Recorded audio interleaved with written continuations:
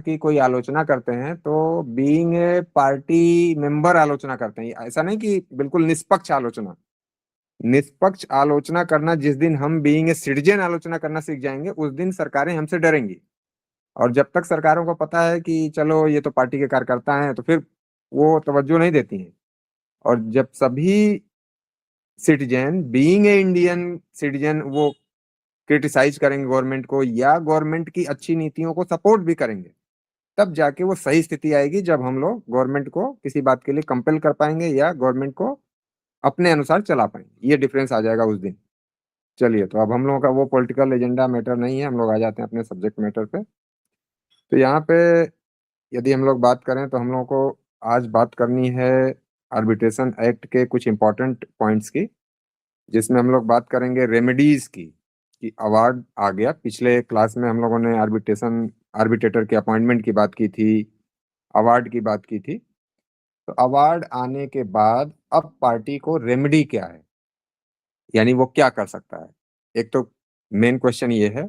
फिर दूसरा क्वेश्चन ये आता है कि किन किन मामलों में अपील फाइल की जा सकती है, क्योंकि इन जनरल अपील का कोई प्रोविजन आर्बिट्रेशन एक्ट में नहीं है।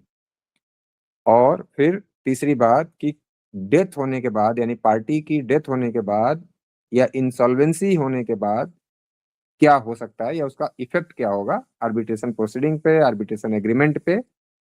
तो ये जो बेसिक क्वेश्चंस हम लोग कोशिश करेंगे कि आज की इस क्लास में खत्म हो जाए। तो अब सबसे पहले रेमेडीज अगेंस्ट अवार्ड। तो रेमेडीज जो अवेलेबल हैं, यानी पार्टी अवार्ड को चैलेंज कर सकती है। क्या चैलेंज कर सकती है? कि उसे सेट असाइड कर दिया जाए।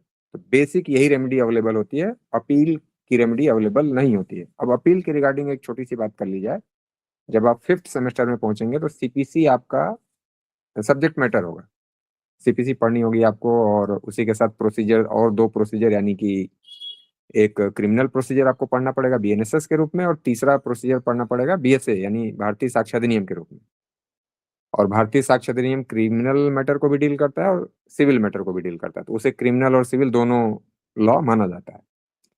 तो वहां पे जब सीपीसी हम लोग पढ़ेंगे तो वहां ये बात आती है कि जब कंप्रोमाइज से कोई डिक्री आएगी, यानी एक डिक्री होती है कंटेस्टेड डिक्री, यानी ए पार्टी, यानी मैं हूं, कोर्ट में गया मैं, और मैंने अपनी कोई बात क्लेम की और आप लोगों ने उसको कंटेस्ट किया, उसका विरोध किया, और तब कोर्ट एविडेंसेस के बेस पे डिसाइड करता है, तो वो कंटेस्टेड डिग्री हो गई। और दूसरे मामले में मैं कोर्ट में गया, आप भी आए, फिर आपने कहा सर क्या इतने छोटी बात के लिए परेशान है, हम लोग कंप्रोमाइज कर लेते हैं, तो वही कंप्रोमाइज लेके हम लोग कोर्ट के पास जाते हैं और कोर्ट उसी बात की डिक्री बना देता है। तो जब कॉम्प्रोमाइज डिक्री आती है कोर्ट की भी, यानी ट्रेडिशनल कोर्ट की भी, तो उसको भी आप चैलेंज नहीं कर सकते, और उसको भी, उसकी भी अपील नहीं होती है।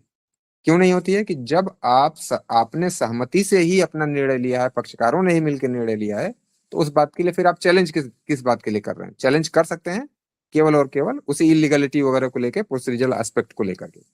तो उसी तरह से यहाँ भी बात हो रही है कि जब आप पार्टीज ने ही मिलकर के आर्बिट्रेटर को अपॉइंट किया, आर्बिट्रेटर ने आपके मैटर को एमिकेबली डिसाइड कर दिया, तो फिर आप उस बात की अपील क्यों करेंगे? तो सेम वही प्रोसीजर, वही वाला प्रिंसिपल यहाँ भी चलता है।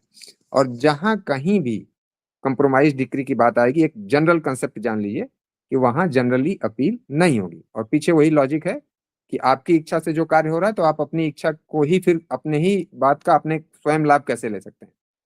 यानी आपने ही कोई कार्य किया और फिर उसी कार्य का अपने ही स्वयं लाभ लेंगे, तो ये नेचुरल जस्टिस के अगेंस्ट हो जाएगा। तो ये उसके पीछे लॉजिक है। तो वही सेम बात यहाँ अप्लाई हो रही है कि जब आप लोगों ने मिलजुल करके अपना कोई निर्णय लिया है या प्राप्त किया है, तो फिर उसकी अपील नहीं होनी चाहिए। तो एक बात ये हो गई। दूसरा कि ट्रेडिशनल कोर्ट के प्रोसीजर के अगेंस्ट हम लोग आर्बिट्रेशन प्रोसीडिंग के लिए आए हुए हैं, तो इसका मतलब कि हम फास्ट रिलीफ चाहते हैं और एमिकेबल सेटलमेंट चाहते हैं और अपने कन्वीनियंस चाहते हैं। तो इसके लिए अगर देखा जाए, तो जब वही सेम कोर्ट की प्रोसीडिंग यहाँ भी अप्लाई कर दी जाएगी, यानी छोटे छोटे मैटर में रिवीजन जाएगा, हर बात के लिए अपील जाएगी, और अपील में भी तीन तीन चार चार लेयर की अपील होगी, तो फिर उसमें और इसमें अंतर क्या रह जाएगा? तो इन सारी बातों को ध्यान रखते हुए अपील के प्रोविजन को या ट्रेडिशनल कोर्ट के इंटरवेंशन को यहाँ पे कर्टेल किया गया। तो बेसिक प्रिंसिपल यही है।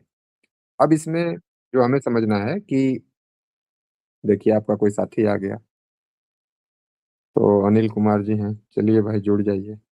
तो जो बेसिक बात होनी है कि अवार्ड को चैलेंज आप कर सकते हैं, और किस बात के लिए, कि उसे सेट असाइड कर दिया जाए क्योंकि उसमें कुछ फॉल्ट है।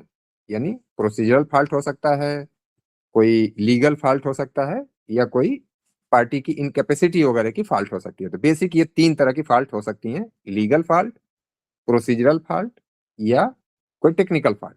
तो इन्हीं के ग्राउंड पे इसको सेट असाइड किया जा सकता है। और सेट असाइड करने के लिए जब आप अप्लाई करते हैं, तो वहां पे कोर्ट अपीलेट कोर्ट की तरफ बिहेव नहीं कर सकता, यानी कि इसकी मेरिट पे इसको चेक नहीं कर सकता है। मेरिट पे डिसाइड नहीं होता है ये। सिर्फ और सिर्फ उन्हीं टेक्निकल ग्राउंड्स पे, उन्हीं लीगलिटी को देखते हुए कोर्ट इसे केवल सेट असाइड कर सकता है। इसको अमेंड नहीं कर सकता, इसको अपीलेट कोर्ट की तरह से हियरिंग करके डिसाइड नहीं कर सकता, यानी कि एविडेंसेस को अप्रिशिएट नहीं कर सकता, मेरिट पे नहीं जा सकता, ये सब नहीं कर सकता। यानी अपीलेट कोर्ट की तरह बिहेव नहीं करेगा। सिर्फ और सिर्फ उसे लगता है कि हाँ ये गलतियां हुई हैं। कौन सी गलतियां? जो गलतियां खुद इसी एक्ट की सेक्शन 34 में बताई गई हैं। तो उन गलतियों के आधार पे कोर्ट उसे सेट असाइड कर देगा। और सेट असाइड का मतलब क्या हुआ, कि अवार्ड पूरी तरह समाप्त हो जाएगा। अब पार्टीज चाहें तो फिर से जा सकती हैं आर्बिट्रेशन में और फिर से अवार्ड लेके आ सकती हैं। या कुछ इसमें अमेंडमेंट हो सकते हैं, जैसे क्लर्कल अमेंडमेंट, या कोई न्यूमेरिकल फॉल्ट है, या फिर कोई ऐसी बात हो गई है जो कि आर्बिट्रेटर फिर से उसको, या आर्बिट्रल ट्रिब्यूनल फिर से उसको सही कर सकता हो। तो ये सब किया जा सकता है, लेकिन अपील की तरह से सुनवाई होकर के जजमेंट नहीं आएगा। अब एक एक करके देखते हैं। तो remedies available to an aggrieved party against an arbitral award. तो अब इसके बारे में जो हमारा लॉ क्या कह रहा है, तो the act emphasized finality of arbitral award with minimal judicial intervention, यानी कम से कम जुडिशियल इंटरवेंशन की बात कर रहा है। There is no regular appeal on merits unlike civil suits, यानी सिविल सूट में पूरा एक प्रोसीजर ही है। जब सीपीसी आप पढ़ेंगे तो first appeal, second appeal, supreme court में अपील, पूरा अपील का एक प्रोविजन दिया गया है। तो उस तरह का कोई प्रोविजन यहाँ पे जनरली नहीं है।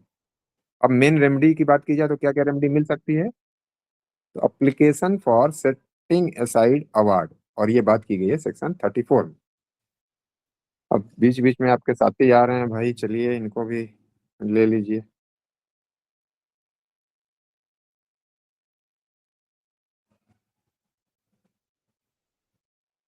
चलिए, तो सबसे पहली मेन रेमेडी है कि आप अवार्ड को सेटिसाइड करने के लिए अप्लाई करेंगे। और ये प्रोविजन कहाँ पे है? तो सेक्शन 34।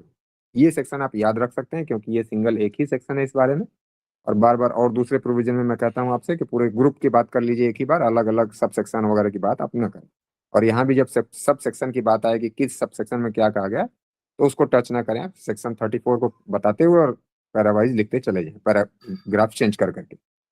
तो primary remedy available filed before competent court must be filed within 3 months from receipt of award। यानी ये बेसिक बात आपको समझ लेनी कि लिमिटेशन इसके लिए जो बनाया गया है वो 3 मंथ्स का है। और यदि कोर्ट के पास आप गए हुए हैं और कोर्ट को लगता है कि हाँ किसी प्रॉपर रीजन की वजह से आप 3 महीने में नहीं आ पाए थे, तो फिर आपको 30 डेज का एक्सटेंशन दिया जा सकता है, यदि सफिशियंट काज होगा आपके पास तब। और यहाँ सुप्रीम कोर्ट के जजमेंट हैं इस मामले में कि लिमिटेशन एक्ट, ये भी आप पढ़ेंगे फिफ्थ सेमेस्टर में। तो लिमिटेशन एक्ट में एक प्रोविजन है कि सफिशियंट काज पे आप 2 साल 4 साल का भी एक्सटेंशन ले सकते हैं, 5 साल 10 साल का भी ले सकते हैं, जैसा मामला होगा। वहाँ पे कई रीजन बताए गए हैं, वहाँ पे आप पढ़ेंगे। अभी सिर्फ सिर्फ आपको ये जान लेना है, कनेक्ट कर लेना उससे, कि लिमिटेशन एक्ट के जनरल प्रोविजन के अकॉर्डिंग यदि सफिशियंट काज आप दिखा पा रहे हैं तो 2 साल 4 साल भी आप ले सकते हैं। जैसे एग्जाम्पल ले लीजिए, गाजियाबाद के हरीश राणा या रावत जो भी हैं, अब संसार से वो जा चुके हैं, तो उनको आपने देखा कि वो 13 साल से ऑन बेड थे। तो अब हरीश राणा जी के केस में सफिशियंट काज है। अब हरीश राणा जी 13 साल बाद यदि ठीक हो जाएं, तो वो कोर्ट के पास आ सकते हैं कि योर ऑनर, मैं ऑन बेड था 13 साल से लगातार, अब ठीक हुआ हूँ इसलिए कोर्ट के पास आया हूँ। तो वो अपनी मेडिकल सर्टिफिकेट वगैरह जो न्यूज में उनकी अपनी चर्चा थी, वो सारी बातें कोर्ट को दिखा करके कह सकते हैं कि हाँ इसलिए मैं लेट हो गया। तो 13 साल बाद भी उनके मैटर को इंटरटेन कोर्ट कर सकता है, अगर उसे लगता है कि हाँ ये प्रॉपर ग्राउंड है। लेकिन जब आर्बिट्रेशन एक्ट की बात होगी तो यहाँ ये जो 30 डेज की बात की गई है यही प्रिवेल करेगा, लिमिटेशन एक्ट के प्रोविजन यहाँ पे प्रिवेल नहीं करेंगे। ये बेसिक बात हम लोगों को समझना है। हालांकि आगे चल के एक जगह ये बात कही गई है इसी एक्ट में कि लिमिटेशन एक्ट के प्रोविजन यहाँ पे अप्लाई होंगे, लेकिन कहाँ अप्लाई होंगे कि जहां कोई एक्सप्रेस प्रोविजन नहीं किया गया है। तो यहाँ सेट असाइड करने के लिए लिमिटेशन की एक्सप्रेस बात की गई है, इसलिए इस पे लिमिटेशन एक्ट अप्लाई नहीं होगा। तो ये बेसिक बात हम लोगों को समझ लेना है कि generally limitation act arbitration act पे भी अप्लाई होगा, लेकिन जहां कोई एक्सप्रेस प्रोविजन नहीं होगा लिमिटेशन के बारे में वहां अप्लाई हो जाएगा, जहां एक्सप्रेस प्रोविजन है वहां अप्लाई नहीं होगा। तो अब यानी हम लोग अवार्ड को चैलेंज कर सकते हैं, सेट असाइड करा सकते हैं, लेकिन कितने दिनों के भीतर जाना होगा कोर्ट? 3 मंथ्स के भीतर जाना होगा, यानी 90 दिन के भीतर जाना होगा। लेकिन यदि कोई सफिशियंट काज आप दिखा पा रहे हैं तो 30 दिन की आपको और भी छूट मिल सकती है। This is not an appeal but A limited supervisory remedy, यानी जैसा मैंने पहले ही कहा कि ये अपील नहीं होता है, ये केवल एक रेमेडी आपको दी जा रही है कि कुछ टेक्निकल अगर समस्या आ गई तो उस अवार्ड को क्वेश कर दिया जाए या समाप्त कर दिया जाए। अब इसके बाद अपील की अगर बात की जाए, अभी हम लोग और उस 34 में और भी बातें करेंगे, अभी परेशान नहीं होइएगा। फिर इसके बाद यदि अपील की बात की जाए, अभी हम लोग मोटे तौर पे देख रहे हैं कि मतलब रेमेडी क्या क्या मिल रही है। तो रेमेडी में अब अपील की भी एक रेमेडी है, लेकिन उस अवार्ड के अगेंस्ट नहीं है ये रेमेडी, ये और दूसरे जो मैटर्स हैं उनके लिए ये अपील का प्रोविजन है। तो किन किन बातों के लिए अपील हो रही है? तो refusal to set aside award under section 34, यानी जब आप सेक्शन 34 की एप्लीकेशन लेकर के कोर्ट के पास गए तो कोर्ट ने इसे रिफ्यूज कर दिया, मना कर दिया। मना करने वाले ऑर्डर के अगेंस्ट आप अपील में जा सकते हैं कि हाँ मुझे सेट असाइड कराने का राइट था और कोर्ट ने मुझे मना कर दिया। तो मना कराने वाले बात को लेकर के आप कोर्ट के पास जाएंगे कि इस यानी कोर्ट ने गलत मना किया है, मेरे द्वारा जो अप्लाई किया जा रहा है उसे सुना जाना चाहिए था और सेट असाइड किया जाना चाहिए था। तो इस बात को लेकर के आप अपील जा सकते हैं। दूसरा किस बात को लेकर जा सकते हैं कि grant refusal of interim measures, कुछ इंटरिम मेजर्स की बात की गई है, अभी हम लोगों ने उसकी चर्चा नहीं की है। तो सेक्शन 9 और सेक्शन 16 में इंटरिम मेजर्स की बात की गई है। इंटरिम मेजर्स का मतलब कि किसी प्रॉपर्टी को पे रिसीवर अपॉइंट करना है, कोई माइनर है उसके लिए गार्जियन अपॉइंट करना है, तो इस तरह के छोटे मोटे मैटर्स को लेके आप कोर्ट में जा सकते हैं और इन्हीं मैटर्स को आप आर्बिट्रल अब ट्रिब्यूनल में भी लेके जा सकते हैं। तो यहाँ पे आपके अगेंस्ट कोई ऑर्डर आ गया है तो उसके लिए आप अपील में जा सकते हैं। तो यानी अपील के लिए यहाँ पे प्रोविजन किया गया है इस तरह के ऑर्डर्स के लिए, यानी सेक्शन 9 और सेक्शन 16 के ऑर्डर्स के लिए, या फिर रिफ्यूजल हो गया है सेट असाइड के एप्लीकेशन के लिए, तो उसके लिए आप अपील में जा सकते हैं। नो अपील ऑन फैक्ट्स और मेरिट्स, जैसा मैंने पहले ही आपसे कहा था कि मेरिट पे या किसी फैक्ट पे या किसी एविडेंस के बिहाफ पे आप अपील में नहीं जा सकते, केवल इन्हीं ग्राउंड्स पे आप अपील में जा सर सकते इसमें जो है जो अपील है हैं। इसमें लिमिटेशन जर्नल वाला लागू हो गया। हाँ, इस पे अब जनरल वाला लागू हो जाएगा कि यहाँ की, क्योंकि यहाँ पे कोई बात नहीं की जा रही। तो इसी तरह यही बात आपको समझनी है कि जहां लिमिटेशन नहीं दिया गया होगा वहां लिमिटेशन की बात लिमिटेशन एक्ट की अप्लाई होगी, और जहां कहीं भी लिमिटेशन का नाम ले लिया गया होगा वहां पे लिमिटेशन एक्ट अप्लाई नहीं होगा। और इस पे सुप्रीम कोर्ट का केस है, मैं आपको बता दूंगा। तो अब इसके बाद करेक्शन इंटरप्रिटेशन एडिशनल अवार्ड, जैसा मैंने पहले ही आपसे कहा कि इस तरह के मैटर के लिए भी रिलीफ आपको मिल सकती है। यानी सर ये 9 और 16 जो बताया एक बार दोबारा बता देंगे क्या? तो अभी हम लोग उसकी चर्चा ही नहीं कर रहे हैं, बस आपको समझ लेना। मैंने कहा कि सेक्शन 9 और 16 में क्या कहा गया है कि जैसे यदि कोई व्यक्ति माइनर है उसके लिए गार्जियन अपॉइंट किया जाना हो, या कोई ऐसी प्रॉपर्टी है जो आर्बिट्रेशन का पार्ट है और ये माना जा रहा है कि उसका नुकसान हो जाएगा या कोई पार्टी उसको सेल कर देगी या डिस्ट्रॉय कर देगी, तो उसके लिए रिसीवर अपॉइंट करना है। तो इस तरह के मैटर के लिए की बात की गई सेक्शन 9 और 16 में। 9 में कहा गया है कोर्ट में जाके इस तरह की रिलीफ आप मांग सकते हैं, और 16 में कहा गया कि उसी जिस आर्बिट्रल ट्रिब्यूनल के सामने आपका मैटर चल रहा है उसी ट्रिब्यूनल से ही आप डिमांड कर सकते हैं। ये इन ऑफ पार्टीज में आएगा है जी? Sorry, in capacity of parties का पार्ट हो गया? नहीं नहीं, वो इन कैपेसिटी की बात नहीं हो रही है। मैं कह रहा हूँ कि इन बिटवीन, यानी जो प्रोसीडिंग के दौरान रेमेडीज आप डिमांड करते हैं कोर्ट से, तो मैंने एग्जांपल भी आपको दे दिया कि जैसे कोई प्रॉपर्टी है और उसी प्रॉपर्टी को लेके डिस्प्यूट है और वो प्रॉपर्टी नुकसान हो सकती है, या कोई पार्टी उसको डिस्ट्रॉय कर सकती है, सेल कर सकती है या कन्वे कर सकती है, तो उसके लिए आप कोर्ट के पास जा रहे हैं कि योर ऑनर इसके लिए रिसीवर अपॉइंट कर दिया जाए, जब तक हम लोगों का डिस्प्यूट सॉल्व ना हो जाए तब तक वो रिसीवर के अंडर में रहेगी, फिर इसके बाद हम लोग जैसा डिसीजन आएगा उसको ले लेंगे या देख लेंगे। तो सर ये इसमें- मैटर वहां पे सर सेक्शन इसमें- 9 और 16 में ये बात कही गई। सर इसमें कॉन्सेप्ट यही है ना कि जिस आर्बिट्रेशन के लिए हम गए हैं वो अगर मैटर ही डिस्ट्रक्ट हो रहा है इधर उधर, तो उसके लिए हम अपील में जा सकते हैं, वो नॉर्मल कोर्ट या उसी ट्रिब्यूनल में। नहीं, आप जो डिस्ट्रक्ट वर्ड यूज कर रहे हैं उसके लिए नहीं, मैं कह रहा हूं कि आप इंटरिम रिलीफ के लिए गए थे। इंटरिम तो रिलीफ वही किस बात हो सेंस? गई ना, डिसीजन प्रभावित हो सकता है ना प्रॉपर्टी हाँ, के ये आप कह सकते हैं, आप यही- डिसीजन प्रभावित ना होने पाए, यानी इसलिए टेक्निकल कोई फॉल्ट ना हो जाए, प्रॉपर्टी ही डिस्ट्रॉय ना हो जाए, तो इन सारे मैटर के लिए आप इन बिटवीन जा रहे हैं कोर्ट के पास या ट्रिब्यूनल के पास, और ट्रिब्यूनल ने आपके अगेंस्ट ऑर्डर कर दिया, तब आप उसकी अपील में आप जा सकते हैं। ओके हाँ, तो वहां से अपील का एक ग्राउंड बन गया, और दूसरा एक अगर रिफ्यूज कर दिया गया आपके एप्लीकेशन को, सेटिसाइड वाले एप्लीकेशन को, तब। अब इसके बाद अवार्ड में जो कुछ टेक्निकल अगर फॉल्ट है तो उसको करेक्शन आप करा सकते हैं। क्या करेक्शन करा सकते हैं? क्लर्कियल एरर्स का करेक्शन करा सकते हैं, इंटरप्रिटेशन ऑफ एम्बिगुअस अवार्ड का करा सकते हैं, additional award on omitted claims. अब इसका तीनों का मतलब क्या हुआ कि जैसे मान लीजिए कि अवार्ड दिया जाना था 10 रुपए का, और ट्रिब्यूनल ने गलती से यहाँ पे 100 लिख दिया या प्रिंट में आ गया अवार्ड में, और सभी को पता है कि ये 10 रुपए का ही मैटर था। तो यहाँ इस बात के लिए आप इसको इस एरर को दूर करा सकते हैं, और ये एरर कौन दूर करेगा? खुद वही ट्रिब्यूनल दूर कर देगा इस बात को। दूसरा, स्पेलिंग, आपके नाम की स्पेलिंग थी, मान लीजिए यहाँ पे लिखा जाना था पवन और लिख दिया गया PAVAN, तो इस तरह की किसी मिस्टेक को भी वो ट्रिब्यूनल करेक्ट कर सकता है। अब इसके बाद इंटरप्रिटेशन ऑफ एम्बिगुअस अवार्ड, यानी कि अवार्ड में कहा जाना था कि 100 रुपए दिए जाएंगे, और इस 100 रुपए को 26 मार्च 2027 तक दिया जाना है। लेकिन अब यहाँ पे क्या लिख दिया ट्रिब्यूनल ने कि 26 मार्च 2025 तक दिया जाएगा। यानी ये आप इसे क्लर्कियल मिस्टेक भी कह सकते हैं, अभी इंटरप्रिटेशन का मैटर भी कह सकते हैं कि इसका मतलब पहले ही दिया जाना था, और अब जब आगे दिया जाएगा तो उस पर इंटरेस्ट दिया जाएगा, ये भी बात इसका इंटरप्रिटेशन निकल सकता है। तो क्लर्कियल मिस्टेक में तो सुधार डायरेक्ट हो जाएगा, लेकिन इंटरप्रिटेशन का जहां मैटर होगा तो आर्बिट्रल ट्रिब्यूनल इसको इंटरप्रेट करेगा कि हाँ, क्या मेरा कहने का आशय था। तो ये तो मैंने बहुत सिंपल एग्जांपल दिया जो कि क्लर्कियल में भी जा रहा है, लेकिन और दूसरी तरह से इसी बात को हम लोग और क्या कह सकते हैं कि जैसे मान लीजिए कि आर्बिट्रल ट्रिब्यूनल ने कहा कि इस अवार्ड पे जो 100 रुपए का मैंने अवार्ड दिया है, इस पे 10% का इंटरेस्ट देना होगा, लेकिन ट्रिब्यूनल ने ये अवार्ड में ये बात नहीं लिखी कि ये इंटरेस्ट रेट कब से अप्लाई होगा, यानी जब से डिस्प्यूट अराइज हुआ या जब से अवार्ड आया। तो यानी अब यहाँ पे इंटरप्रिटेशन क्या हो सकता है?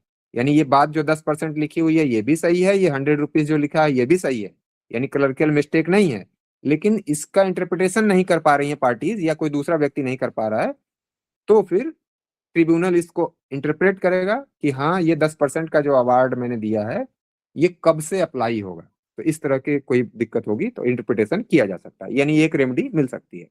इसके बाद additional award on omitted claims, यानी पार्टीज गई थी ट्रिब्यूनल के पास क्लेम ए के लिए, क्लेम बी के लिए, क्लेम सी के लिए, यानी 3 तरह का क्लेम उनकी डिमांड थी, लेकिन ट्रिब्यूनल ने ए और बी को डिसाइड किया, सी को डिसाइड ही नहीं किया, या सी पे कोई चर्चा नहीं की। तो पार्टीज फिर से ट्रिब्यूनल का दरवाजा खटखटा सकती हैं कि हाँ योर ऑनर या हाँ महोदय, आप सी क्लेम पे भी अवार्ड दे दीजिए हमको, या सी क्लेम पे भी बात कर लीजिए। तो इसी को हम कहते हैं एडिशनल अवार्ड। तो एडिशनल अवार्ड भी आपको दिया जा सकता है, ये भी रेमेडी आपको मिल सकती है। अब इसके बाद अवार्ड आ गया है, बाकी ऊपर की कोई दिक्कतें नहीं है, तो उसे इन्फोर्स कराया जाएगा, ये भी आपके एक रेमेडी है कि एग्जीक्यूट कराना, एग्जीक्यूशन ऑफ अवार्ड। तो इसे कैसे एग्जीक्यूट किया जाएगा? तो if no challenge under section 34, यानी चैलेंज नहीं किया गया था, award becomes final and binding, तब वो अवार्ड जो है फाइनल हो जाएगा, बाइंडिंग हो जाएगा, अब उसे इन्फोर्स किया जाएगा। और कैसे एग्जीक्यूट किया जाएगा? तो like a civil court decree, जैसे सिविल कोर्ट की डिक्री होती है उसी तरह से उसे एज इट इज एग्जीक्यूट किया जाएगा। तो सिविल कोर्ट की डिक्री को एग्जीक्यूट करने का तरीका क्या होता है कि आप अप्लाई करते हैं, यानी जब कोर्ट ने डिक्री दे दी, यानी कोर्ट ने ये डिक्री बना दी, जजमेंट दे दिया, डिक्री बना दी, तो अब इस डिक्री के बाद फिर एक अलग से एप्लीकेशन आप डालते हैं कोर्ट के पास कि योर ऑनर, जो डिक्री आपने दी है so and so dated and फला फला जो भी आपको बताना है, कि उस डिक्री को आप एग्जीक्यूट करा दीजिए। एग्जीक्यूट कराने का मतलब कि कोर्ट ने कहा कि मिस्टर ए जो है वो 100 रुपए देंगे मिस्टर बी को, तो ये कह देने मात्र से, कागज के टुकड़े पे लिख देने मात्र से मिस्टर बी को 100 रुपए तो मिलेंगे नहीं। तो मिस्टर बी को 100 रुपए कैसे मिलेंगे कि फिर से जब तक ए बी को दे न दे वास्तव में। तो इसी बात के लिए आप कोर्ट के पास जाते हैं कि हाँ मिस्टर सॉरी योर ऑनर, जो डिक्री आपने दी है उसे एग्जीक्यूट करा दीजिए, यानी वास्तव में मुझे पैसे दिला दीजिए। तो फिर से कोर्ट एक ऑर्डर करता है कि हाँ मिस्टर ए, आप इस रूप में, यानी बैंक से ट्रांसफर कर दीजिए, कैश ला के दे दीजिए, या वो देने के लिए तैयार नहीं है तो उनकी प्रॉपर्टी को सेल कराया जा सकता है। ये सारा मैकेनिज्म अप्लाई करके कोर्ट उसे एग्जीक्यूट करा देता है। अब इसके बाद इंटरिम रिलीफ की जो बात की गई थी, जैसा कि मैंने ऊपर आपसे कहा था, वही बात की जा रही है सेक्शन 9 में, क्या इंटरिम रिलीफ की बात की जा रही है। तो ये भी एक तरह से कहें आपकी रेमेडी हो सकती है। तो even post award parties can seek protection of subject matter. तो जनरली मैंने जैसा कहा कि इन बिटवीन प्रोसीडिंग ही ये रेमेडी मिलती है इन जनरल। लेकिन कभी मान लीजिए अवार्ड आ गया और अभी एग्जीक्यूट होने में टाइम लग रहा है और प्रॉपर्टी के साथ रिस्क है या उसे प्रोटेक्ट किए जाने की आवश्यकता है, तो अवार्ड आने के बाद भी इस रेमेडी को अवेल किया जा सकता है। सर इसको इंजेक्शन भी बोल सकते हैं क्या? इंजंक्शन बोलेंगे आप तब, जब इंजंक्शन तब बोलते हैं आप जबकि यानी निगेटिव वे में आप बात कर रहे हैं कि फला कार्य को रोक दिया जाए या फला व्यक्ति को फला कार्य करने के लिए कहा जाए, तो ये इंजंक्शन होता है। तो सर इसमें भी तो वही बात हो गई। लेकिन यहाँ प्रोटेक्शन की जब आप बात कर रहे हैं तो प्रोटेक्शन मीन्स ये हो गया कि आप ये कह रहे हैं कि रिसीवर अपॉइंट कर दिया जाए, या निश्चित रूप से इंजंक्शन भी उसका पार्ट हो सकता है। यानी इंजंक्शन उसका एक पार्ट है, इस रेमेडी का एक पार्ट है। क्या पार्ट हो सकता है इंजंक्शन के रूप में? क्या पार्ट हो सकता है कि कोर्ट ऑर्डर करेगी कि मिस्टर फला, आप इस प्रॉपर्टी के साथ कोई ऐसा व्यवहार नहीं करेंगे जिससे इसकी वैल्यू घट जाए या जिससे ये डिस्ट्रॉय हो जाए या जिससे इसको कोई इंजरी पहुंचती है। तो इस तरह का ऑर्डर भी कोर्ट दे सकता है। मतलब प्रोटेक्शन एक वाइडर वर्ड हो गया ना? हाँ, ये वाइडर हो गया और इंजेक्शन उसका पार्ट हो गया। Okay sir. यानी कि रिसीवर अपॉइंट कर देना, इंजंक्शन दे देना, अब उसका इंजेक्शन यानी पार्ट हो गया। अब इसके बाद यदि हम लोगों को इस तरह के क्वेश्चन लिखने होंगे तो वही सेक्शन 34 से स्टार्ट करके आप ये सारी बातें उसमें लिख सकते हैं। अब इसके बाद when can an arbitral award be set aside. अब जैसा मैंने कहा था कि सेक्शन 34 को और डिटेल में हम लोग देखेंगे अलग से, जब केवल और अभी ऊपर वाले टॉपिक की चर्चा किस रूप में आपने की कि रेमेडी अवेलेबल अगेंस्ट अवार्ड या आफ्टर अवार्ड, यानी जब अवार्ड आ गया तो पार्टीज के बाद क्या केवल एक ही ऑप्शन है कि उस अवार्ड को एग्जीक्यूट कर दिया जाए या कोई रेमेडी अवेलेबल है अवार्ड आने के बाद। तो वही आपने ऊपर 5-6 पॉइंट में देखा कि इस तरीके की रेमेडी आपको मिल सकती है पोस्ट अवार्ड। अब आप बात कर रहे हैं मेनली 34 की कि कब किन ग्राउंड्स पे अवार्ड को आप सेट असाइड करा सकते हैं। अब बेसिक जो हम लोगों का टॉपिक हो गया ये हो गया। तो अब सेक्शन 34 मेन सेक्शन है इसका, और इस सेक्शन के सब सेक्शंस में ये बताया गया कि उसका ग्राउंड क्या होगा, किन किन ग्राउंड्स पे इसे आप चैलेंज करेंगे और किन किन ग्राउंड्स पे इसे सेट असाइड किया जा सकता है। The court can set aside an award only on specific ground. तो जो ग्राउंड बताए गए हैं उन्हीं पे ऐसा हो सकता है। अब क्या क्या ग्राउंड है ये गिन लेना है हम लोगों को, और इन ग्राउंड्स को अलग अलग सब सेक्शन में या क्लासेज में बताया गया है। तो सबसे पहला इनकैपेसिटी ऑफ पार्टी। तो इनकैपेसिटी कैसे हो सकती है? तो माइनर हो सकता है, अनसाउंड माइंड हो सकता है, या इस तरह की कोई भी और इनकैपेसिटी है। तो इनकैपेसिटी ऑफ पार्टी के बेस पे सेट असाइड कराया जा सकता है अवार्ड को। इनवैलिड आर्बिट्रेशन एग्रीमेंट, यानी एग्रीमेंट उस बात के लिए कर लिया गया जिसके लिए कि एग्रीमेंट नहीं हो सकता था। यानी इसका क्या एग्जांपल हो सकता है? कॉन्ट्रैक्ट एक्ट में आपने पढ़ा हुआ है कि कोई भी एग्रीमेंट कब वाइड हो जाएगा, उसका ऑब्जेक्ट जो है वो अनलॉफुल है, उसका कंसिडरेशन अनलॉफुल है। तो इस तरह का कोई एग्रीमेंट है आपका, कोई कॉन्ट्रैक्ट है, या फिर वो मैटर ही आर्बिट्रेशन के योग्य नहीं है, तो ये सारी बातें इसमें फॉल कर जाएंगी। इसके बाद lack of proper notice, inability to present case, यानी मैंने कहा कि प्रोसीजरल फॉल्ट, मैंने स्टार्टिंग में आपसे कहा था कि किसी लॉ का वायलेशन, प्रोसीजरल फॉल्ट, पार्टीज की इनकैपेसिटी, ये सभी उसमें बेसिक तौर पे ग्राउंड बनेंगे। तो no notice given to one party, यानी उसको कोई सूचना ही नहीं दी गई कि हाँ भैया आपके खिलाफ जो है आर्बिट्रेशन प्रोसीडिंग स्टार्ट हो रही है, फला दिनांक में आ जाइए अपने एविडेंस वगैरह लेके। तो इस ग्राउंड पे भी उसे सेट असाइड किया जा सकता है। यानी इसका मतलब हो गया कि violets natural justice, natural justice की बात पिछले क्लास में हम लोगों ने की थी कि नेचुरल जस्टिस का मतलब होता है कि दोनों पार्टीज को सुना जाए और कोई भी पार्टी अपने ही मामले में जज न बने। तो यही बात हो रही है कि सुनेंगे कैसे आप, जब उसे बुलाएंगे, प्रॉपर नोटिस देंगे और वो आएगा तब आप उसे सुन पाएंगे। तो आप नोटिस ही नहीं दे रहे हैं, इसका मतलब कि नेचुरल जस्टिस के प्रिंसिपल्स का वायलेशन हो गया, क्योंकि दूसरी पार्टी को आपने सुना नहीं, या फिर उसे आपने प्रॉपर अपॉर्चुनिटी नहीं दी सुनवाई के लिए। आया तो नोटिस तो आपने दे दी, लेकिन उसे आपने अपॉर्चुनिटी नहीं दी जितनी अपॉर्चुनिटी उसे मिलनी चाहिए थी। तो अपॉर्चुनिटी का मतलब होता है कि जैसे मिस्टर ए हैं, ये एविडेंस दे रहे हैं, तो अब जो अपोजिट पार्टी होगी उसको एक राइट दिया गया है कि वो क्रॉस एग्जामिनेशन करता है। तो इस तरह की बातों को ही हम कह रहे हैं कि प्रॉपर अपॉर्चुनिटी, यानी ये व्यक्ति अपना ये एविडेंस देना चाह रहा था, एविडेंस 1 देना चाह रहा था, एविडेंस 2 देना चाह रहा था, तो एविडेंस 1 तो ले लिया गया, एविडेंस 2 से को लेने से मना कर दिया गया क्योंकि इसके आने में 2 दिन का लेट था। तो उस व्यक्ति को कोई टाइम नहीं दिया गया और एविडेंस 1 पे ही मैटर को डिसाइड कर दिया गया। तो ये कहा जाएगा कि प्रॉपर अपॉर्चुनिटी नहीं मिली उसे एविडेंस पेश करने के लिए या अपनी बात को पेश करने के लिए। Award beyond scope of submission, यानी जो सबमिशन था वो ए बात के लिए था और अवार्ड आ गया बी बात के लिए।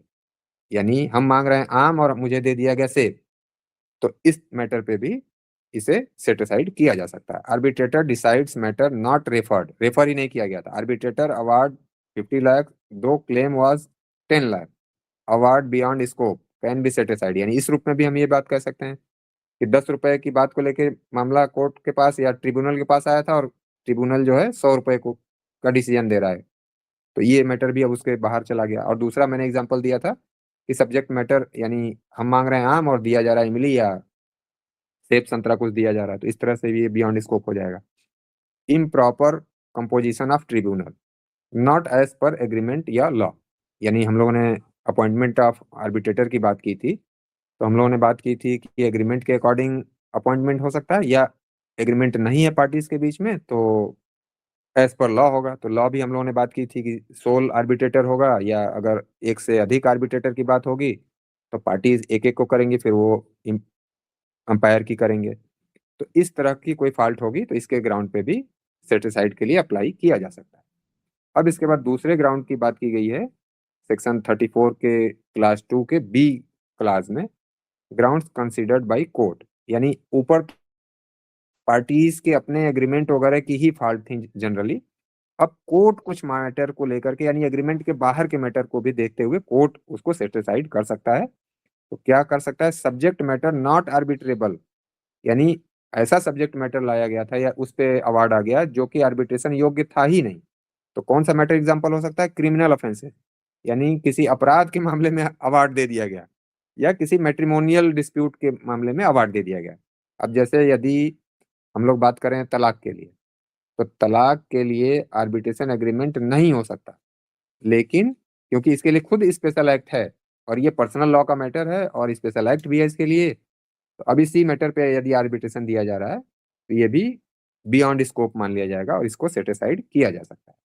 Conflict with public policy of India, यानी इंडिया की अपनी पब्लिक पॉलिसी जो है उसके अगेंस्ट अवार्ड आ रहा है तो उसे भी सेटिसाइड किया जा सकता है। तो उसका पब्लिक पॉलिसी किस किस बात को हम लोग मान सकते हैं, तो फ्रॉड को, करप्शन को, वायलेशन ऑफ कॉन्फिडेंशियलिटी को, इसके बाद प्राइवेसी, इनमें से कोई बात होगी तो इसे भी हम मान सकते हैं कि ये पब्लिक पॉलिसी के अगेंस्ट है। और ये दोनों बातें की गई हैं अलग अलग, सेक्शन 81 में बात की गई है और ये बात की गई है सेक्शन 75 में।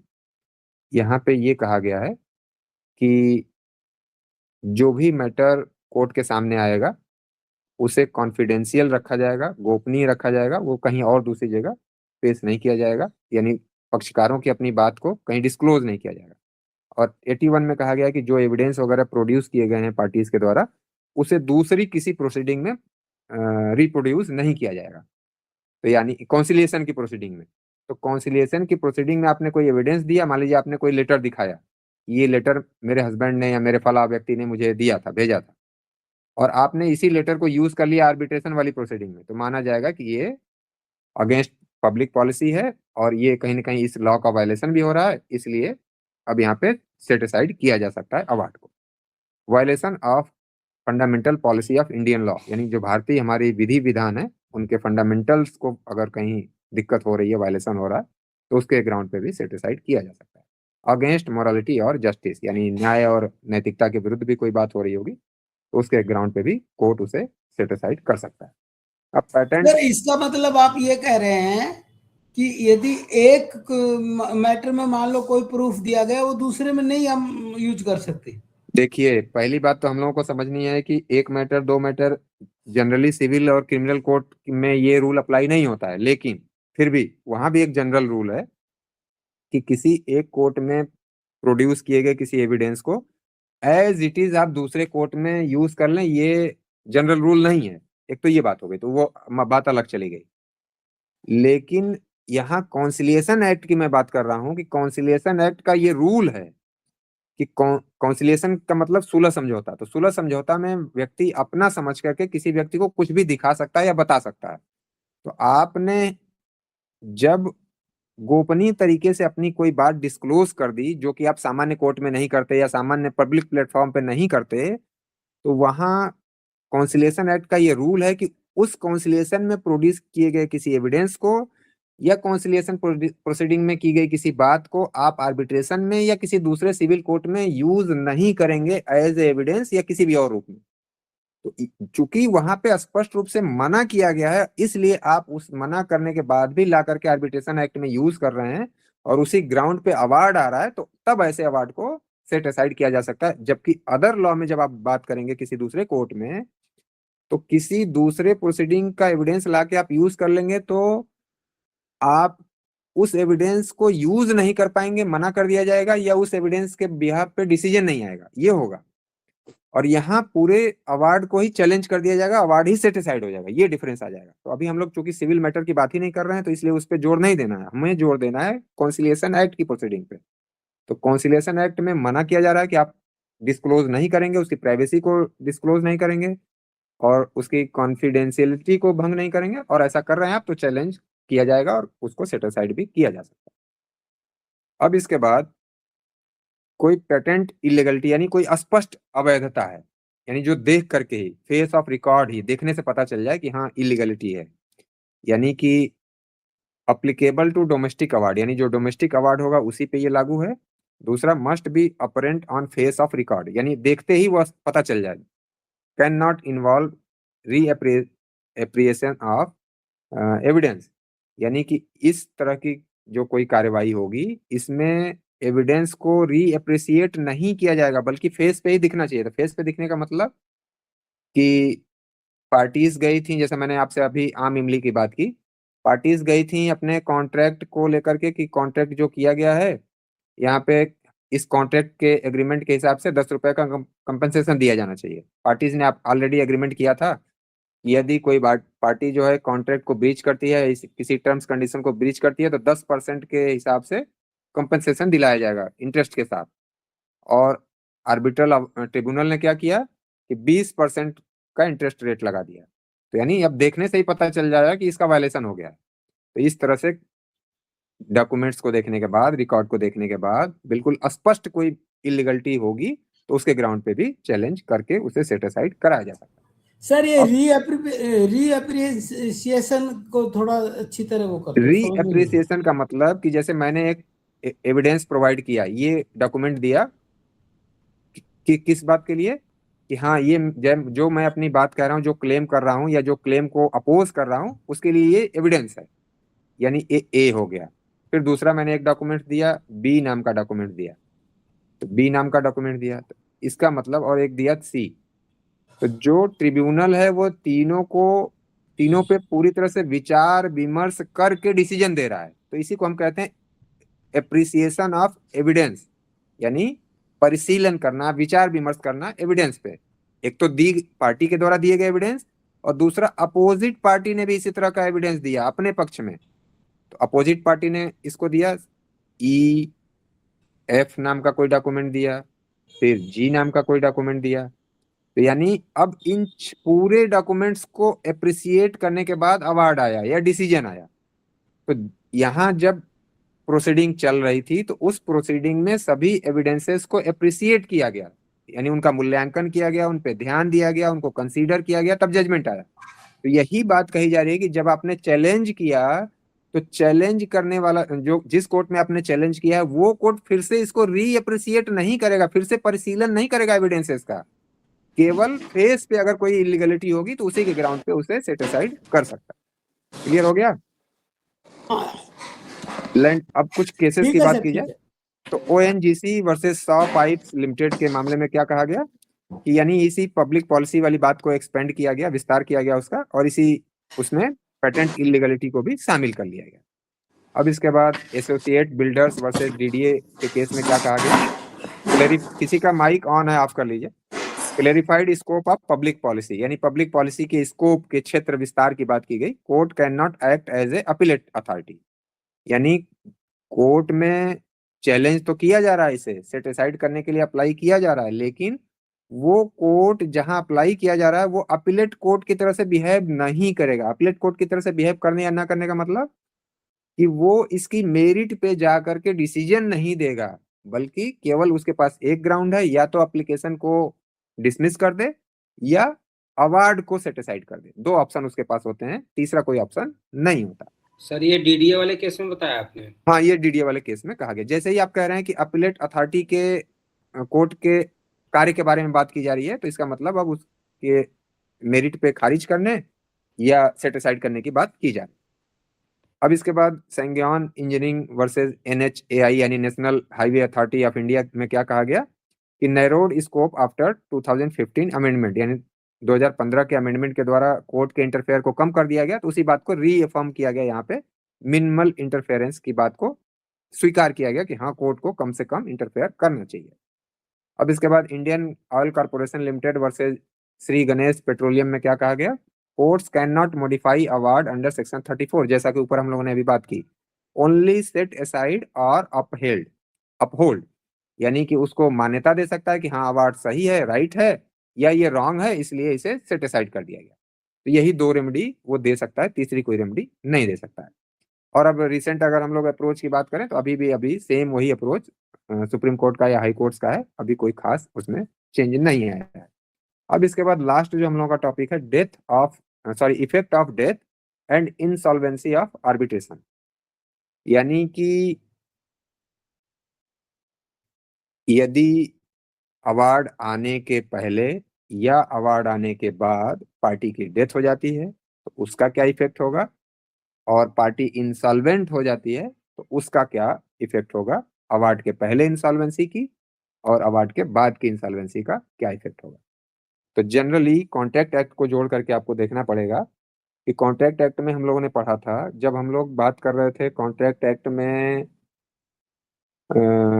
इन्फोर्समेंट ऑफ कॉन्ट्रैक्ट की, कि कैसे उसे इन्फोर्स किया जाता है, किसके अगेंस्ट इन्फोर्स किया जाता है, और कौन उसे एग्जीक्यूट करता है या इन्फोर्स करता है। तो वहां हम लोगों ने बात की थी कि यदि कॉन्ट्रैक्ट की दो पार्टीज हैं, यानी A और B, इन दो पार्टीज के बीच में कॉन्ट्रैक्ट हुआ और A की डेथ हो गई, तो केवल A की डेथ होने की वजह से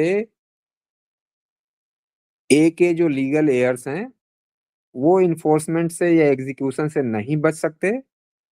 A की डेथ होने के बाद कौन इसे एग्जीक्यूट करेगा या इन्फोर्स करा सकता है? तो A के लीगल रिप्रेजेंटेटिव करा सकते हैं, इसका एजेंट कर सकता है, करा सकता है, और दूसरे व्यक्ति जो जिम्मेदार होंगे उसके कॉन्ट्रैक्ट के लिए या जिनको लाभ प्राप्त होना है वो सभी लोगों के विरुद्ध या सभी लोगों के द्वारा एग्जीक्यूट कराया जा सकता है उस कॉन्ट्रैक्ट के टर्म्स एंड कंडीशन को। तो सेम एज इट इज वही बात यहाँ पे भी अप्लाई हो जाएगी कि यदि पार्टीज के बीच में एग्रीमेंट है, किस बात के लिए एग्रीमेंट है कि हम लोग आर्बिट्रेशन में जाएंगे, और उस एग्रीमेंट के बाद पार्टी की डेथ हो गई किसी एक पार्टी की, और फिर डिस्प्यूट है उस मैटर में, तो उस मैटर को आर्बिट्रेशन में भेजा जाएगा और आर्बिट्रल ट्रिब्यूनल के द्वारा उसे डिसाइड किया जाएगा। एक बात तो ये हो गई। दूसरी बात हो गई कि यदि पार्टी की डेथ होती है प्रोसीडिंग के दौरान, तो प्रोसीडिंग चलती रहेगी, प्रोसीडिंग पे कोई प्रभाव नहीं आएगा, अवार्ड आएगा और उस अवार्ड को एग्जीक्यूट कराया जाएगा। तीसरी बात कि आर्बिट्रेटर को अपॉइंट कर दिया गया और इसके बाद डेथ हो गई, तो आर्बिट्रेटर को जो मैंडेट दिया गया, जो अथॉरिटी दी गई, वो अथॉरिटी डेथ हो जाने की वजह से वापस नहीं हो जाएगी, रिवोक नहीं हो जाएगी, रिवोक नहीं की जा सकेगी। उसको मैंडेट मिला रहेगा, वो प्रोसीडिंग को स्टार्ट करेगा, जारी रखेगा, अवार्ड इशू करेगा। अब चौथी बात आ गई कि अवार्ड आने के बाद क्या होगा। अवार्ड आ गया और किसी पार्टी की डेथ हो गई, तो अवार्ड आने के बाद भी कोई प्रभाव नहीं पड़ेगा डेथ का, और अवार्ड को एग्जीक्यूट कराया जा सकेगा। किसके अगेंस्ट एग्जीक्यूट होगा या किसके द्वारा एग्जीक्यूट होगा, तो लीगल रिप्रेजेंटेटिव के द्वारा या रिप्रेजेंटेटिव के अगेंस्ट उसे एग्जीक्यूट किया जाएगा। यही सारी बातें सेक्शन 40 में की गई हैं। तो क्या क्या बातें की गई हैं, arbitration agreement does not terminate, यानी एग्रीमेंट हुआ था अभी, आगे कोई बात नहीं हुई थी। फिर it binds legal representative, mandate of N arbitrator shall continue, वो जारी रहेगा, shall not effect the operation of any law. लेकिन यदि कहीं किसी लॉ में कोई प्रोविजन किया गया है, क्या प्रोविजन किया गया है कि किसी पार्टी की डेथ से प्रोसीडिंग समाप्त हो जाएगी, तो इस तरह की प्रोसीडिंग जब हम लोग बीएनएसएस में बात करते हैं, सीपीसी में बात करते हैं, और बहुत सी लॉ में ये बातें की गई हैं कि प्रोसीडिंग अपने आप टर्मिनेट हो जाएगी किसी पार्टी की डेथ की वजह से। तो इस तरह का कोई लॉ होगा तो वो लॉ प्रिवेल करेगा, वो लॉ यहाँ के किसी प्रोविजन से सप्रेस नहीं होगा या उसे हम डिफीट नहीं कर सकते। तो वो एक एक्सेप्शनल केस हो गया। जनरल जो मैंने बताई बात वही है कि एग्रीमेंट होने के बाद, प्रोसीडिंग स्टार्ट होने के पहले, अपॉइंटमेंट के पहले, अपॉइंटमेंट के बाद, प्रोसीडिंग के दौरान और अवार्ड के बाद तो कोई इफेक्ट नहीं पड़ेगा। अब इसके बाद आर्बिट्रेशन क्लास सर्वाइव डेथ, यानी मृत्यु के। सर एक क्वेश्चन था मेरा, ये जैसे आपने बताया कोई लॉ अगर स्पेशल लॉ प्रिवेल करता है तो वो तो बेसिक पे ही प्रिवेल कर जाता है, तो यही वाला कॉन्सेप्ट यहाँ पे भी अप्लाई हो जाएगा। बिल्कुल, जैसे कि मैं एक एग्जांपल आपको केवल बता रहा हूँ कि जब हम लोग क्रिमिनल मैटर्स में अपील करते हैं तो वहाँ एक प्रोविजन है कि एक्यूज ने यदि अप्लाई किया होगा अपनी उसके कन्विक्शन के अगेंस्ट, तो या फिर स्टेट ने अपील की होगी एक्यूज के एक्विटल के अगेंस्ट, और उसी प्रोसीडिंग के दौरान एक्यूज की डेथ हो जाती है, तो मान लिया जाता है कि जो अपील है वो अबेट हो गई, टर्मिनेट हो गई। क्यों? क्योंकि एक्यूज को आप पनिश कराना चाहते थे, वही मर गया, तो अब किस बात की अपील। तो ये सिंपल सा मैंने एग्जांपल दिया, हालांकि क्रिमिनल मैटर तो यहाँ आता ही नहीं है, लेकिन एग्जांपल आपके पास है कि ऐसा कहीं भी अगर कोई प्रोविजन है तो वो प्रिवेल करेगा।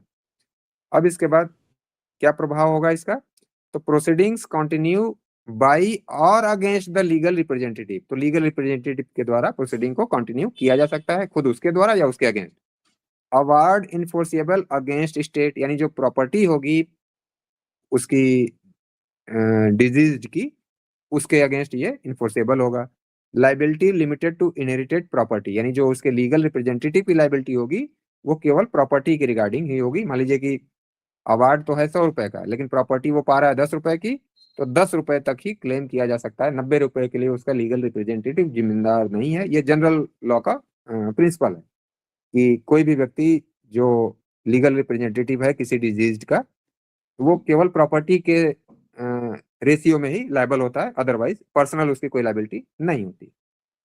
अब इसके बाद यदि इस पॉइंट पे केस लॉ की बात की, development authority versus IAS Rekhi का केस है, arbitration survives death of party, यानी पार्टी के डेथ के ऊपर आर्बिट्रेशन सर्वाइव करता है। Messrs Sundarlal Khatri versus chief engineer, legal heirs can continue arbitration, यानी मान लीजिए कि जो पार्टी एग्रीव्ड पार्टी थी उसी की डेथ हो गई, तो उसके लीगल रिप्रेजेंटेटिव आर्बिट्रेशन को कंटिन्यू कर सकते हैं और अवार्ड ले सकते हैं और उसको एग्जीक्यूट भी करा सकते हैं।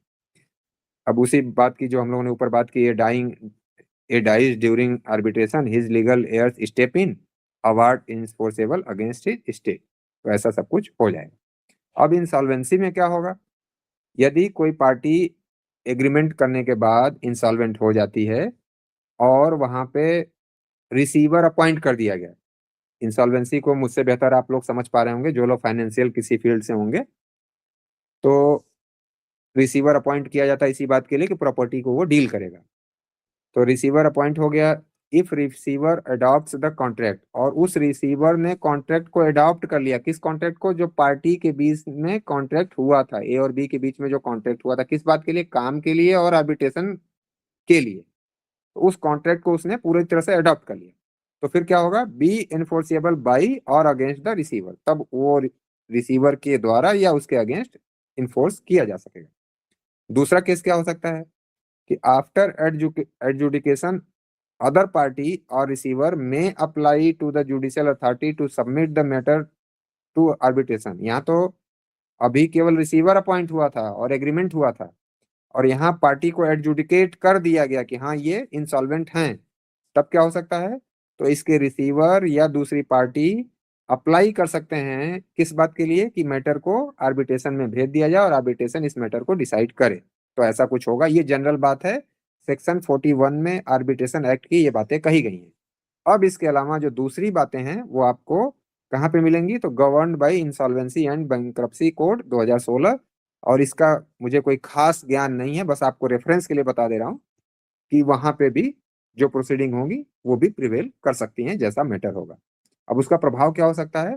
तो इफ इंसॉल्वेंसी प्रोसीडिंग इनिशिएटेड यानी स्टार्ट हो गई होंगी तो सेक्शन 40 आईबीसी अप्लाई कर जाएगा और क्या होगा? आर्बिट्रेशन प्रोसीडिंग स्टेट, तब आर्बिट्रेशन प्रोसीडिंग चल भी रही होगी तो वो स्टे कर जाएगी, रुक जाएगी, और claims become part of insolvency process, यानी जो इंसॉल्वेंसी प्रोसेस होगा वो क्लेम उसका पार्ट बन जाएगा। आर्बिट्रेटर में लॉस जुरिडिक्शन, तब उसका जुरिडिक्शन समाप्त हो जाएगा। Award after insolvency must be enforced through insolvency mechanism, यानी जो इंसॉल्वेंसी का मैकेनिज्म है उसके अनुसार चलेगा।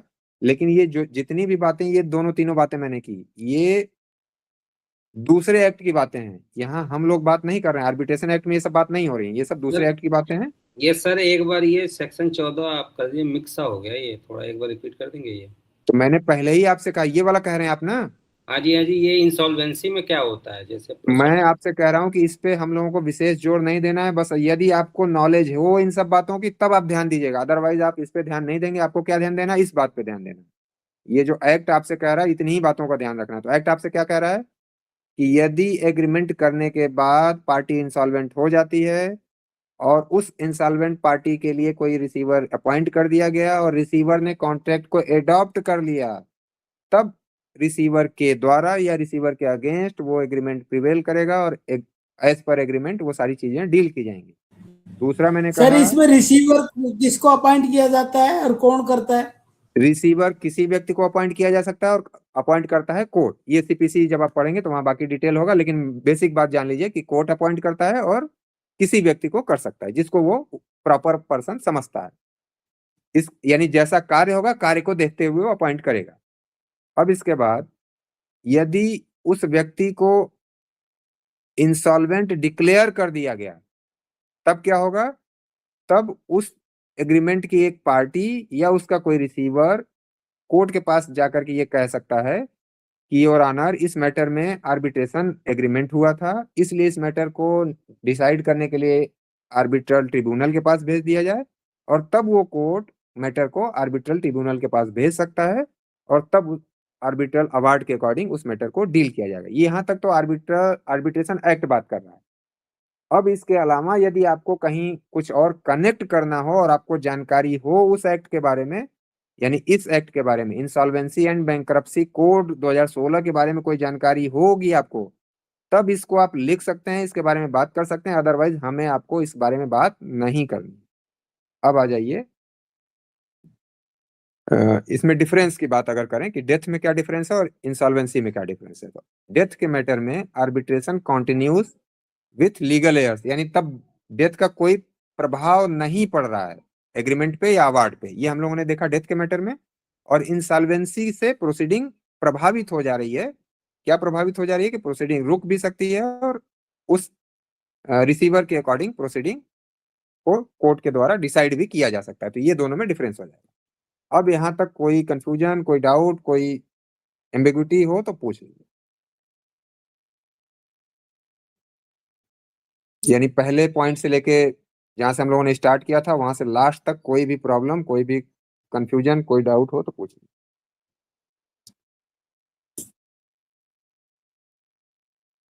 बस एक बात को छोड़ करके कि बैंक्रप्सी एक्ट को छोड़ के,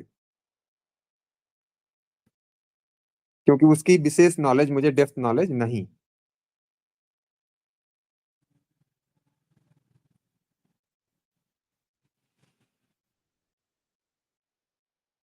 ये सर जो टॉपिक है रिकोर्स अगेंस्ट आर्बिट्रेशन अवार्ड, इसके अंदर कवर होगा है?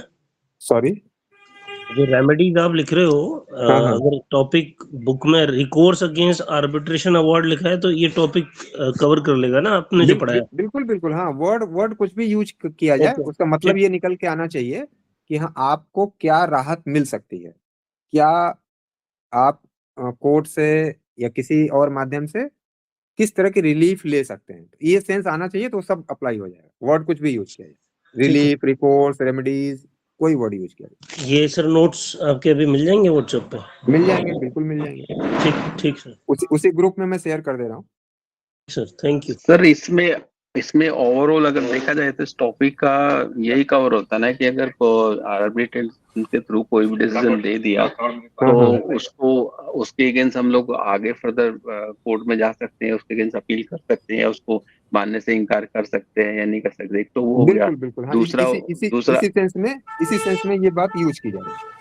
और दूसरा इसमें कहाँ कहाँ हम लोग उसको अगेन उसी के अंदर ओपन करवा सकते हैं, जैसे कोई करेक्शन हो गया आपका, हाँ, हाँ, कोई हाँ। मतलब कोई पार्ट उसमें कंसीडर नहीं किया या रिवार्ड कम कंसीडर किया गया, या फिर जो हम्म। है प्रॉपर उसको इन्फॉर्मेशन नहीं देगी, तो जहाँ पे मतलब इस तरह की कोई त्रुटि पाई जाती है तो अगेन हम उसको आर्बिट्रेशन में ही उसी को केस को ओपन करवा सकते हैं। हाँ, और बहुत अगर सारे इन मैटर जैसा और कि हम लोगों ने देखा उसी ट्रिब्यूनल में, और बहुत से मैटर को कोर्ट में ले जाकर के हम हाँ, तो रेमेडी ले उसमें सकते जैसे आपने 3 मंथ्स और 30 डेज का टाइम पीरियड दिया, और हैं। अगर हाँ, वो वहां से डिनाई करता है तो फिर तो हमारे पास सिविल कोर्ट तो है ही है उसको आगे अपील करने के लिए।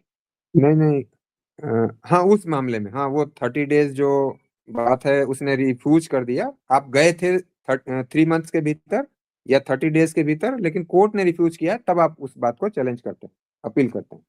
हाँ, तो मतलब फाइनली सिविल कोर्ट का तो हमारे पास रहता ही है ना ऑप्शन, नहीं चाहे नहीं नहीं आर्बिट्रेशन नहीं का कोई। नहीं, यही तो एक विशेष ध्यान रखने वाली बात है नहीं कि नहीं, इस सिविल मैटर कोर्ट में, केवल जो है टेक्निकल ग्राउंड से है ना, तभी होगा।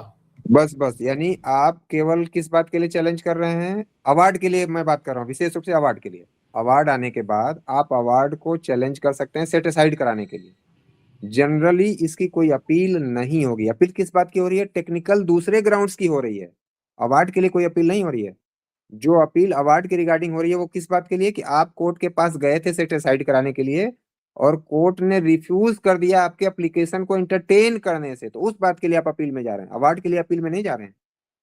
अब इसको अगर मैं बेसिक एग्जांपल से बात करूं, तो मैंने आपसे कहा कि आप लोग मेरी इस क्लास को ज्वाइन ना करें, और आप लोगों ने मेरी बात को रिफ्यूज कर दिया, तो इस रिफ्यूजल का अपील होना है। और दूसरा कि मैंने आपसे जो कहा था या जो मैंने आपको ऑर्डर दिया था, उस ऑर्डर को अपील में नहीं लेके जा सकते आप, केवल रिफ्यूजल को कर सकते हैं कि आपने रिफ्यूज किया था जबकि आपको मानना चाहिए था। तो यानी मैं कह रहा हूं कि आप कोर्ट के पास गए सेटिसाइड कराने के लिए, और कोर्ट ने आपकी बात नहीं मानी, रिफ्यूज कर दिया सेटिसाइड करने से, तो उस रिफ्यूजल के अगेंस्ट जाएंगे, अवार्ड के अगेंस्ट अपील में नहीं जाएंगे।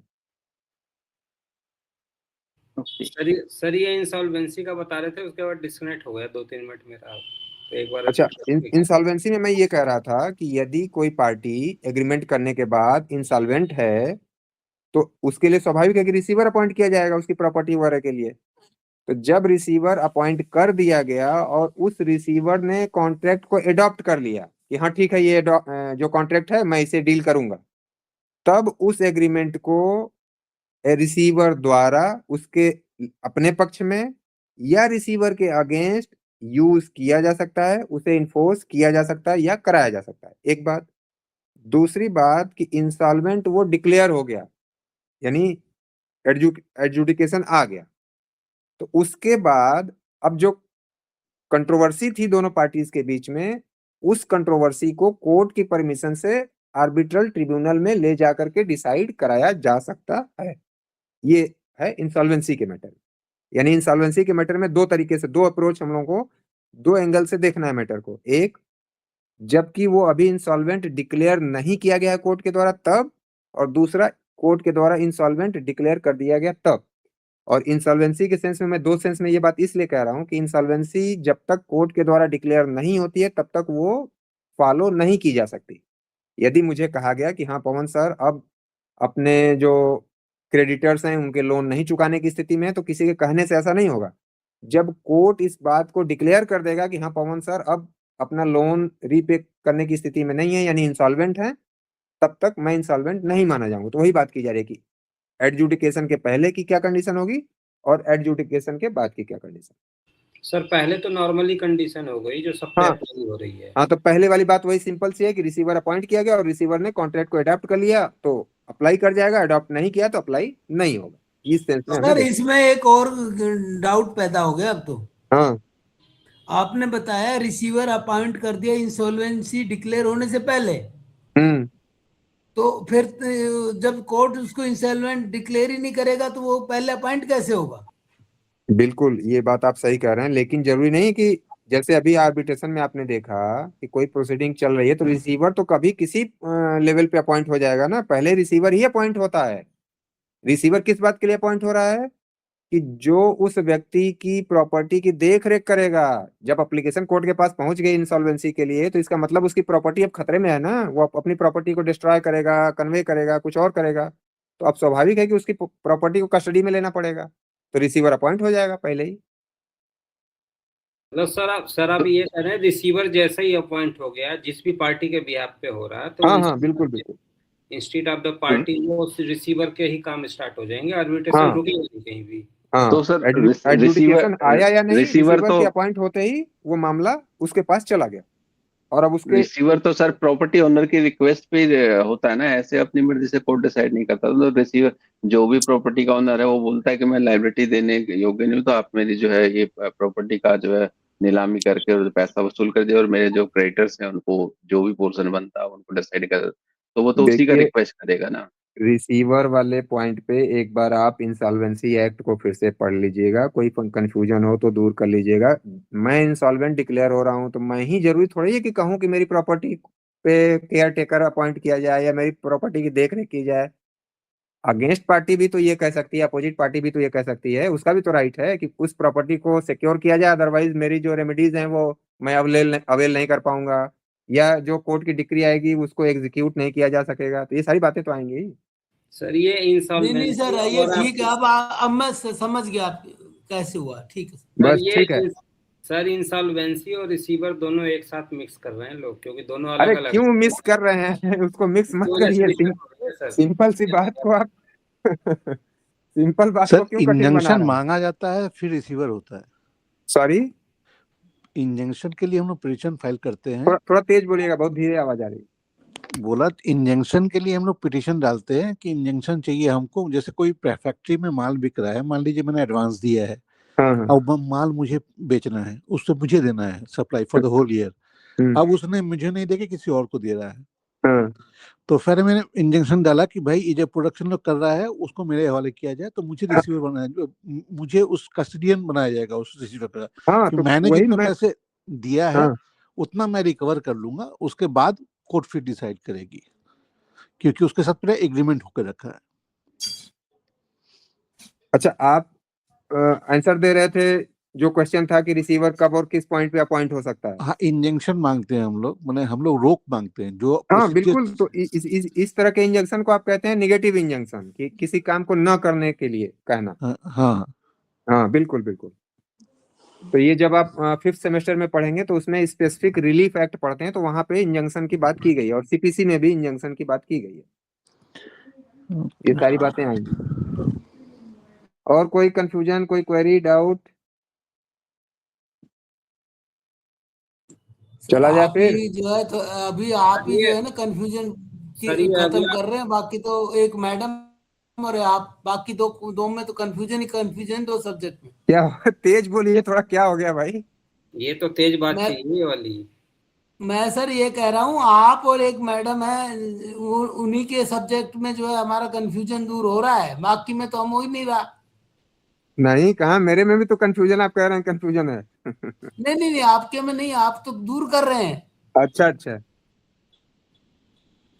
चलिए, कंफ्यूजन दूर करने का ही काम है, हम सभी मिल करके। देखिए, जैसा कुछ मैं बात नहीं बहुत आपको अच्छे तरीके से बता रहा हूं तो आप ही आपस में भी आप आंसर कर रहे हैं, तो हम सभी मिल करके कंफ्यूजन को दूर कर रहे हैं। ऐसा कुछ नहीं कि मैं ही कंफ्यूजन दूर कर रहा हूं। और क्योंकि